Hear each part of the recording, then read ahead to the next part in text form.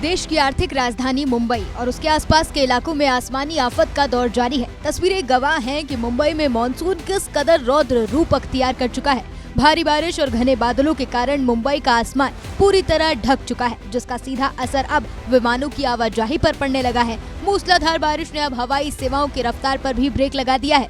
मुंबई में खराब मौसम और बेहद कम विजिबिलिटी के कारण आज आसमानों में एक फ्लाइट की सुरक्षा को लेकर भारी सस्पेंस देखा गया, जिससे फ्लाइट में सवार 150 से ज्यादा मुसाफिरों के होश फख्ता हो गए। दरअसल बेंगलुरु से अपने निर्धारित समय पर उड़ान भरने वाली इंडिगो एयरलाइंस की फ्लाइट जब मुंबई के हवाई क्षेत्र में पहुंची तो रनवे पर विजिबिलिटी यानी दृश्यता लगभग 0 के बराबर थी, जिसके बाद फ्लाइट को मुंबई एयरपोर्ट पर उतरने की इजाजत नहीं मिली। हालांकि पायलट कुछ देर तक विमान को गो अराउंड यानी हवा में चक्कर लगाने वाले मोड में रखा, लेकिन दूर दूर तक रनवे दिखाई न देने की वजह से विमान मुंबई एयरपोर्ट पर लैंड नहीं कर सका।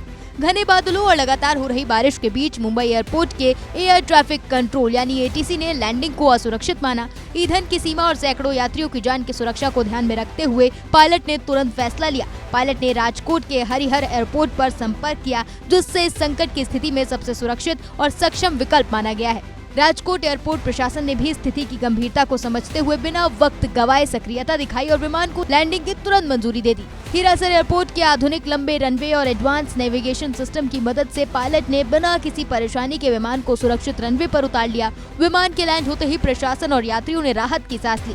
हालांकि सफर में हुई इस देरी से यात्री थोड़े परेशान जरूर दिखे, लेकिन एयरपोर्ट अथॉरिटी और इंडिगो के स्टाफ ने टर्मिनल पर यात्रियों की सुविधाओं का पूरा ख्याल रखा। मौसम विभाग की माने तो मुंबई पर अभी भी संकट टला नहीं है। पश्चिम तट पर सक्रिय मानसून सिस्टम की वजह से अगले 24 घंटे के दौरान मुंबई और उसके आसपास के इलाकों में भारी बारिश से अत्यंत भारी बारिश की चेतावनी जारी की गई है। इस वजह से मुंबई आने वाले कई अन्य उड़ानों के समय में भी बदलाव किया गया है। राहत की बात यह रही कि मुंबई में मौसम थोड़ा सामान्य होने और विजिबिलिटी में सुधार के बाद इस फ्लाइट को वापस मुंबई के लिए रवाना कर दिया गया। लेकिन इस पूरे घटनाक्रम ने यह साबित कर दिया है कि राजकोट का यह नया अंतर्राष्ट्रीय हिरासर एयरपोर्ट संकट के समय में पश्चिमी भारत के हवाई संचालन के लिए एक बेहद मजबूत और सुरक्षित विकल्प बनकर उभरा है।